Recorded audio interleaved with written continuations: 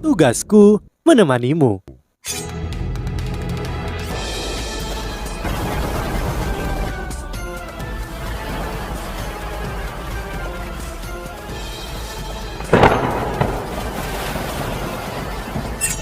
Hai sahabat Pasuk, kembali lagi bersama alur cerita versi novel Solen 2 Sekte Tang yang tak tertandingi. Jangan lupa like, subscribe, dan nyalakan tanda lonceng. Mari kita lanjutkan. Hechaito berhasil menemukan jalannya yang berada di area alat jiwa stasioner. Bagaimana dengan dia?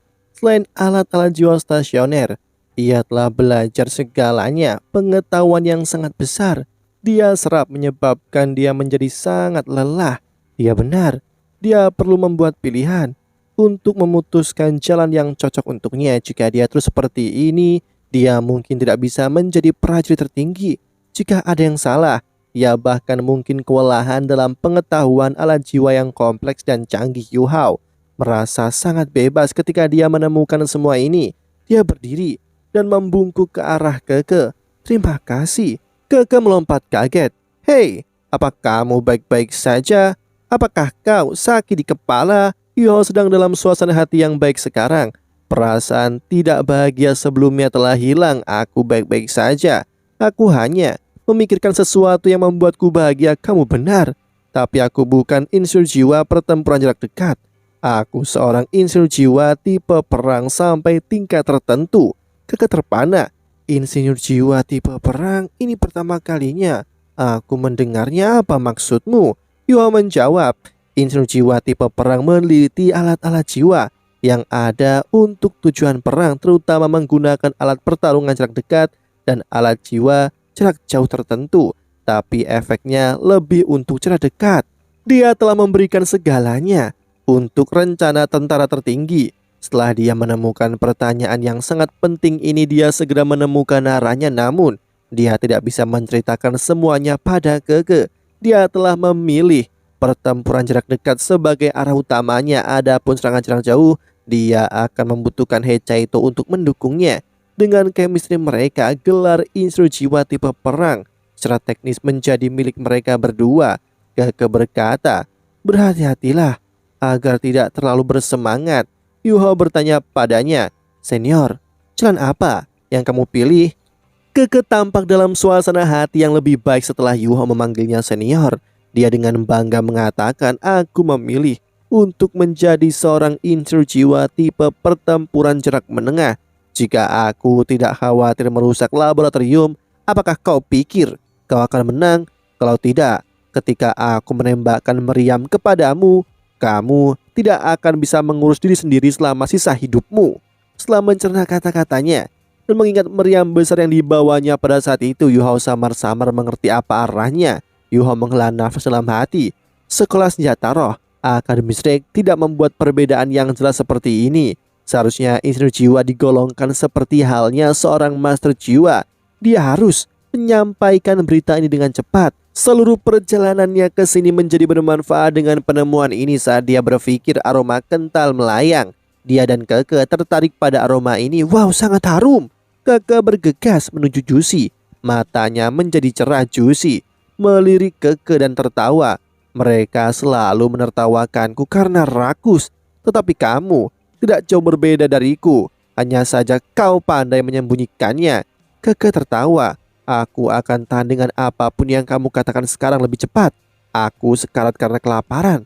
Selama kamu memberiku makanan saat ini juga, aku akan membiarkanmu mengatakan apapun. Juicy memelototinya sebelum lirik Yu Hao yang tidak bereaksi. Dia bercanda. Kau mengucapkan begitu banyak omong kosong. Apakah kau yakin dia tidak akan salah paham denganmu? Disrek. Yu Hao agak selektif tentang makanan yang dia makan. Dia harus mengakui bahwa keterampilan memasak Juicy layak. Makanan saudari Juicy memang enak. Mari kita lihat apakah kamu berani menyinggung kami di masa depan. Jika bukan karena kebaikan saudari Juicy, kami tidak akan memberikan makanan ini kepadamu. Keke berseru. Yu Hao terkekeh dan berkata, saudari Keke, tolong jangan terus memikirkan kejadian hari itu. Mengapa kamu tidak membiarkanku memasak makan malam sebagai bentuk permintaan maaf kepadamu dan saudari Juicy? Kamu bisa memasak? Juicy dan Keke bertanya bersamaan sementara wajah Juicy dipenuhi dengan rasa ingin tahu, wajah Keke penuh keraguan. Yu Hao tersenyum dan berkata, setelah kamu mencoba, kamu akan tahu. Ketika aku pertama kali datang ke Shrek, aku bertahan hidup dengan menjual ikan bakar. Jika aku tidak melakukan itu, bagaimana mungkin seorang anak yatim sepertiku membayar biaya sekolah? Ketika mereka mendengar kata yatim, tatapan kedua gadis itu menjadi lebih lembut. Oke, kamu bertanggung jawab atas makan malam, namun untuk menjaga kesegaran aku tidak membawa banyak makanan. Ketika kita tiba di pegunungan Jingya, kita mungkin harus puas dengan apa yang kita temukan di sana. Mereka bertiga melanjutkan perjalanan mereka. Ini bukan pertama kalinya Juicy dan Keke pergi ke pegunungan Jingya. Ketika mereka terbang, Juicy memberitahu Yu Hao tentang beberapa larangan. Rentang Gunung Jingya menyerupai laba-laba besar. Pegunungan tengah menempati ruang yang luas dan bercabang ke 8 arah yang berbeda seperti kaki laba-laba. Cabang-cabang mengelilingi pegunungan tengah melindunginya. Tidak banyak binatang buas di cabang, namun kaya akan sumber daya mineral. Gunung-gunung di tengah penuh dengan binatang buas dan banyak dari mereka yang kuat, terutama di sekitar puncak Jingya. Yu Hao bertanya dengan rasa ingin tahu. Dengan kekuatan Kekaisaran Ryu dan kemajuan dalam teknologi jiwa, tidak akan sulit bagi mereka untuk memanfaatkan sumber daya dari puncak Jingya, kan? Juicy menggelengkan kepalanya dan berkata, jangan meremehkan puncak Jingya. Di benua ini, hutan Stardo dekat Akademi Shrek tidak diragukan lagi merupakan daerah kumpul paling utama bagi binatang jiwa. Tetapi puncak Jingya jelas berada dalam 5 besar dunia. Untuk memanfaatkan sumber daya di sini, orang perlu menggunakan alat jiwa jarak jauh untuk membombardirnya. Di tempat ini, meskipun begitu, binatang buas akan membalas dengan marah dan akan ada banyak korban. Sementara sejumlah besar sumber daya mineral dapat ditemukan di pegunungan Jingya, kita dari Kekaisaran Ryu memandang binatang buas sebagai sumber daya yang berharga juga. Karena mereka adalah sumber daya yang berharga, kita tidak dapat mengeringkan kolam untuk mencari ikan lagi pula. Dalam hal binatang buas, Kekaisaran Ryu tidak bisa dibandingkan dengan 3 negara besar di benua Doulo. Rentang Gunung Jingya berisi sejumlah besar binatang buas di negeri kita, dan kita lebih tertarik pada pelestarian karenanya. Meskipun mengetahui bahwa ada banyak sumber daya mineral yang berharga, kami hanya akan mengeksploitasi yang ditemukan di cabang-cabang, namun kami telah menempatkan pasukan besar di dekat pegunungan Jingyang. Di sini, Juicy tiba-tiba berhenti. Dia menatap Yu Hao dan tersenyum. Aku tidak bisa memberitahumu lebih lanjut. Ini adalah rahasia militer. Yu Hao tersenyum dan menjawab, aku tidak ingin tahu apa-apa tentang militer. Itu tidak ada hubungannya denganku. Keke berkata, kami sudah mengatakan begitu banyak kepadamu. Tidakkah kamu harus berbagi sedikit tentang dirimu? Kamu hanya memiliki 3 cincin jiwa, tapi mengapa kamu begitu kuat? Kekuatan apa yang kamu gunakan hari itu? Melihat ekspresi penasaran di wajah kedua gadis itu, Yu Hao tersenyum dan berkata, aku adalah seorang master jiwa, jiwa bela diri kembar. Ketika mereka mendengar 4 kata, master jiwa, jiwa bela diri kembar, Juicy dan Keke membuka mata mereka lebar-lebar. Mata Keke hampir berkilau ketika dia berkata, wah, master jiwa, jiwa bela diri kembar bukanlah mitos. Tidak heran kau begitu kuat. Kedua gadis itu lebih terkejut daripada yang diperkirakan oleh Yu Hao. Ini membuatnya merasa sedikit aneh.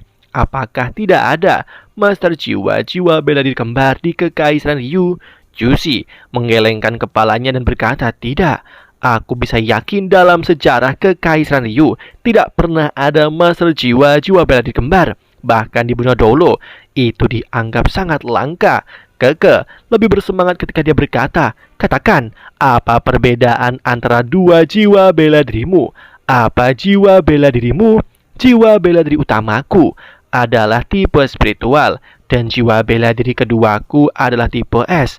Aku memiliki kekuatan jiwa peringkat 40, namun karena aku tidak dapat menemukan binatang jiwa jenis spiritual yang sesuai, jadi aku belum menambahkan cincin jiwa. Tidak heran 3 cincin jiwamu begitu kuat.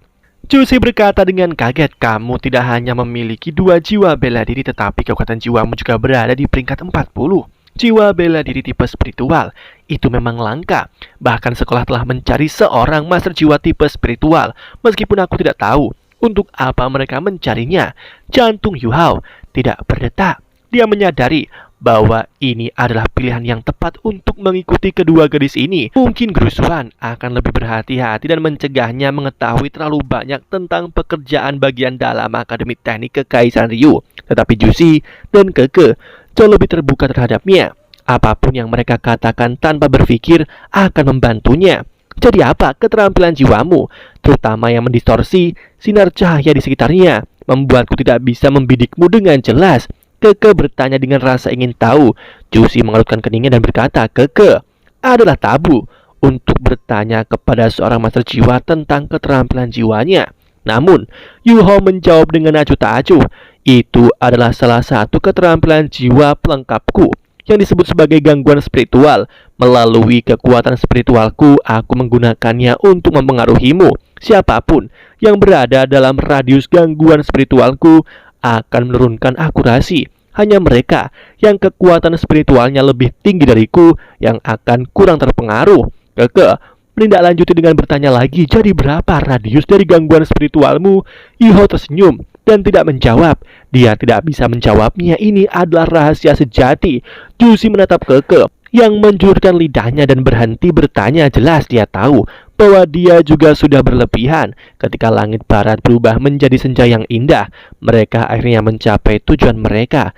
Dari atas langit, orang bisa mengatakan bahwa pegunungan Jingya menyerupai seekor laba-laba besar atau gurita yang terbentang di tanah, megah dan menakjubkan. Yu Hao merasa bahwa ini berbeda dari hutan Stardo. Hutan Stardo sepertinya tidak ada habisnya, namun di sini orang bisa merasakan aroma mentah dan menakutkan.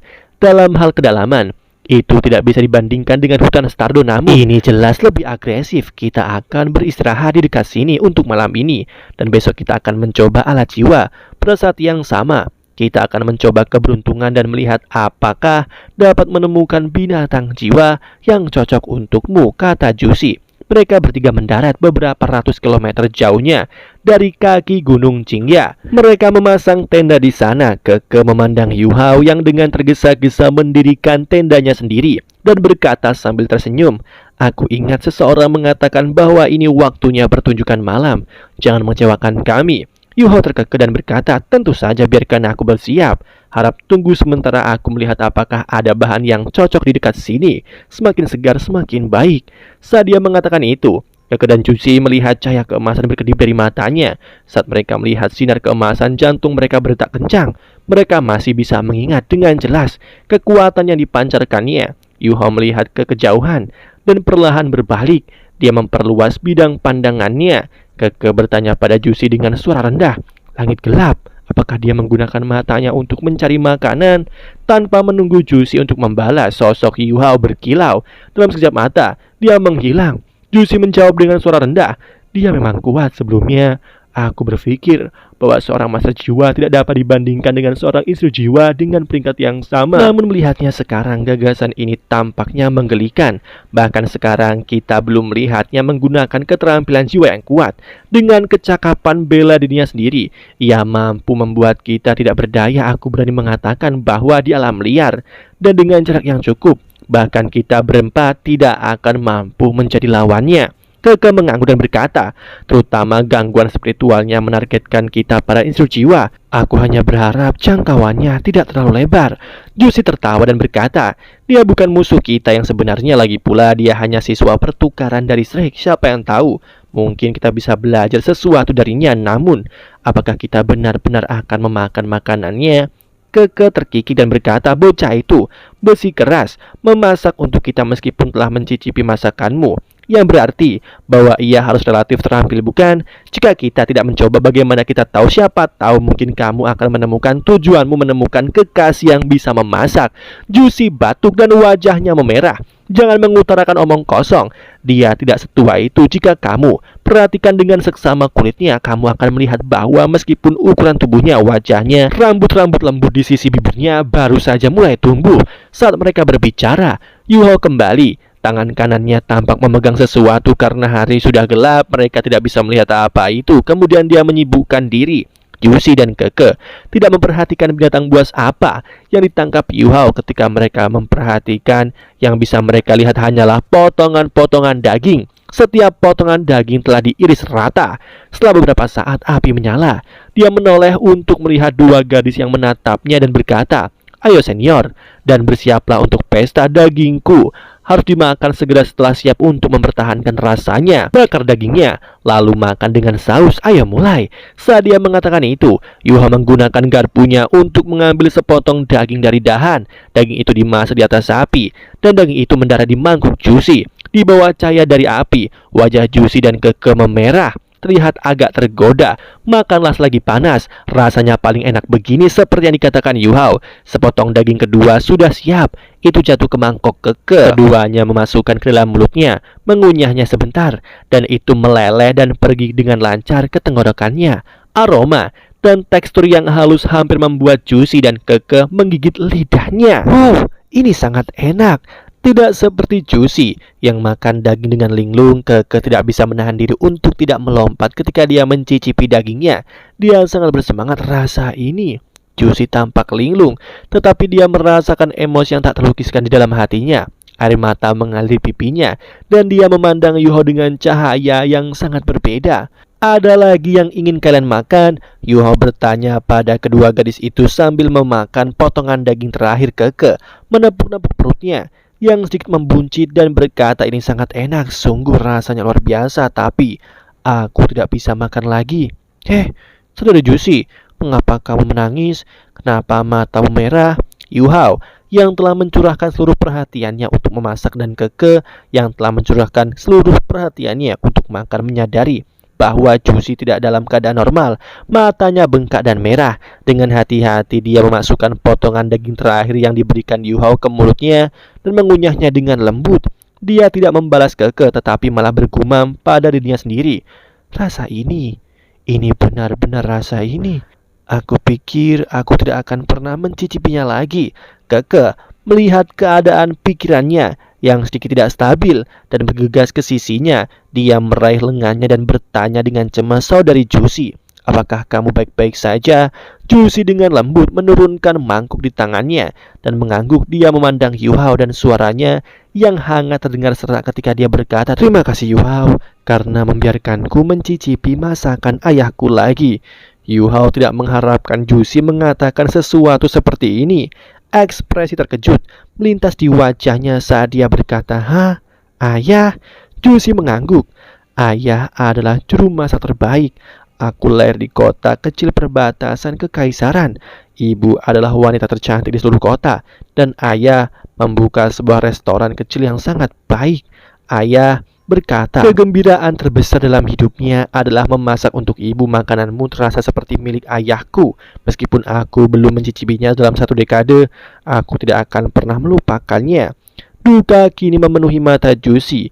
Air mata besar mulai bergulir saat dia melanjutkan, Perang menghancurkan keluargaku. Ayah dipaksa wajib militer dan ia tewas dalam perang melawan kekaisaran Starlo. Ibu sangat sedih dan jatuh sakit parah. 3 tahun kemudian dia meninggal juga. Karenanya sepertimu aku juga yatim piatu. Perasaan yang tak terlukiskan melanda Yu Hao menghadapi gadis ini yang berbagi nasib yang sama dengannya. Dia tiba-tiba memiliki keinginan untuk memeluknya. Dia kehilangan ayah dan ibunya dan menjadi yatim seperti dia. Tidak heran dia memperlakukan secara berbeda setelah tahu dia juga yatim. Keke berdiri dan berbicara dengan suara keras dengan kedua tangan di pinggulnya. "Apa yang kalian lakukan? Jangan sedih. Semua hal itu ada di masa lalu. Semakin kalian memikirkannya, kalian akan semakin sedih. Lihat ke depan dan jangan berkabung dalam kesedihan. Ada banyak hal yang lebih baik menunggu kita, bukan?" Melihat suasana berat tiba-tiba berubah, Yu Hao dan Juicy keduanya tertegun. Kemudian mereka tidak bisa menahan tawa. Keke bingung ketika dia berkata, "Apakah aku lucu?" Saudari Juicy, tidakkah kamu merasa malu menangis dan tertawa pada saat yang sama? Juicy berdiri dan menarik sikunya. Dia berkata, "Ini belum pagi. Mari kita beristirahat. Kita harus beristirahat dengan baik jika kita ingin memasuki pegunungan besok." Ketika dia mengatakan itu, dia menarik ke tendanya. Setelah beberapa langkah, dia tiba-tiba berhenti dan berbalik untuk melihat Yu Hao. Dia berkata, "Di masa depan, kamu akan bertanggung jawab atas makanan kami." Dengan itu, Dia tersenyum. Senyumnya memang indah, pikir Yu Hao, namun sosok lain memenuhi hatinya. Dia tidak bisa menahan diri untuk bergumam pada dirinya sendiri. Pakaian cahaya, pakaian cahaya. Wang Dong, itu benar-benar. Malam itu sunyi. Di pagi hari, ketika Jusi dan Keke bangun, Yu Hao sudah membuat sarapan karena latihan fajarnya. Ia akan bangun lebih awal dari yang lain. Yu Hao membuat sarapan sederhana, sup, roti panggang, dan beberapa daging sederhana. Keke merasa ada yang tidak beres dengan Jusi saat sarapan. Dia mencuri pandang ke Yu Hao. Setiap kali dia menatapnya, tatapannya akan menjadi lebih hangat, seolah-olah dia telah menemukan belahan jiwanya. Yu Hao memperhatikan ini juga. Tidak seperti Keke, dia merasa bahwa Jusi sedang memandangnya sebagai ayahnya. Dia merasa seperti sedang berbaring di atas paku. Setelah sarapan, mereka melanjutkan perjalanan. Kali ini mereka tidak melanjutkan dengan alat jiwa tipe terbang. Langit di atas tempat berkumpulnya makhluk-makhluk jiwa berada di luar batas. Kecuali seseorang memiliki keinginan mati atau sangat percaya diri dengan kemampuannya, tidak ada yang akan mencoba untuk terbang di daerah ini. Pada saat ini, Yu Hao akhirnya melihat alat jiwa yang mereka rencanakan untuk eksperimen. Itu adalah barang yang terlihat sangat aneh. Itu berbentuk seperti bola dengan diameter 2 meter. Di dalam ada 3 kursi, satu di depan dan 2 di belakang. Bola itu tertutup rapat, tetapi ada jendela yang terbuat dari kristal di bagian depan, belakang, dan kedua sisinya yang bisa dilihat orang. Ada 6 kaki logam. Apa ini? Yu Hao bertanya dengan heran. Ini adalah pertama kalinya dia melihat sesuatu seperti ini. Jusi berkata, Guru Xuan menamakannya sebagai alat jiwa penjelajah atau eksplorasi segala medan. Kamu melihat 6 kakinya, kita bisa duduk di dalam bola, dan dengan susunan formasi kita bisa mengendalikannya. Bola terbentuk dari logam dengan kepadatan tinggi dan dapat menahan serangan dari master jiwa kelas 6 ke bawah pada saat yang sama. Bola bisa membiarkan kita melepaskan alat jiwa pelindung kita saat ini. Perlengkapan pelindungnya kelas 5. Keke dan aku bisa mengendalikannya lebih jauh lagi. Itu bisa menutup energi kehidupan kita selama kita duduk di dalam. Kita tidak perlu takut binatang buas merasakan energi kita. Misalnya, jika kita menghadapi bahaya di gunung, ia dapat menarik kakinya dan melepaskan lapisan karet tebal, berguling ke bawah sambil melindungi kita. Alat jiwa eksplorasi semua medan menekankan energi kehidupan. Karena itu, zirahnya sangat tebal tetapi juga menguras kekuatan jiwa dengan cepat. Dengan kultivasiku, aku dapat mengendalikan selama 1 jam sebelum aku perlu bermeditasi untuk mendapatkan kembali kekuatan jiwaku. Namun, jika kita bertiga bergilir mengendalikannya, itu bisa bertahan lebih lama. Yu Hao tertegun. Ini adalah pertama kalinya dia melihat alat jiwa yang bisa menampung manusia. Meskipun itu hanya alat penjelajahan atau eksplorasi, bagaimana jika meriam jiwa ditambahkan ke dalamnya? Itu tidak akan terlalu sulit. Penjelasan Jusi sangat rinci. Yu Hao jangan meremehkan alat jiwa ini. Lebih tepatnya, dapat dikatakan merupakan penggabungan dari banyak alat jiwa. Untuk penelitian ini, Akademi Teknik Kekaisaran Ryu membutuhkan waktu 30 tahun. Ketika kami mencoba untuk mencocokkan berbagai susunan formasi dan selanjutnya memperbaikinya, hanya dalam 2 tahun terakhir kita mencapai sesuatu yang signifikan. Tingkat penelitian tertinggi di aula kebajikan termasyhur berkaitan dengan cara-cara mempersenjatai diri. Saat ini, teknologi belum sepenuhnya dieksplorasi. Penelitian alat jiwa, senjata jiwa seperti ini hanya bisa menjadi lebih kompleks dan mengeluarkan kekuatan jiwa yang sangat besar. Bahkan judul Dolo tidak bisa mengendalikannya dengan lama. Lebih jauh lagi, kekuatannya tidak bisa dibandingkan dengan judul Dolo itu sendiri. Ini bukan yang kita inginkan sama sekali. Kami berharap bahwa dengan penelitian kami dapat membiarkan orang biasa mengendalikan alat jiwa sampai pada titik di mana warga sipil dapat menggunakannya. Inilah yang sedang diteliti oleh Guru Xuan. Yu Hao menarik nafas dalam-dalam. Jusi mengubah persepsinya tentang penelitian Akademi Teknik Kekaisaran Ryu. Apakah mereka hanya ingin warga sipil mengoperasikan alat jiwa mereka, atau prajurit biasa akan dapat mengoperasikan mesin ini? Dengan itu, siapa yang bisa menahan invasi dari Kekaisaran Ryu? Dia merasa keberhasilan item ini akan secara signifikan mempengaruhi masa depan benua Dolo. Ayo, kamu mencobanya. Jusi berjalan ke alat jiwa eksplorasi semua medan dan naik dengan bantuan pegangan di samping. Keke memandang Jusi. tidak bisa berkata-kata. Dia berpikir dalam hati, bukankah ini informasi rahasia di sekolah kita? Dia dapat mencobanya, tetapi mengapa saudari Juicy memberitahu tentang asal-usulnya dan penelitian yang sedang dilakukan oleh sekolah? Apakah makanannya benar-benar melonggarkan lidahnya? Demikianlah kisah untuk kali ini. Sahabat Pasuk, jangan sedih, jangan bimbang, apalagi galau. Karena aku kan selalu menemanimu.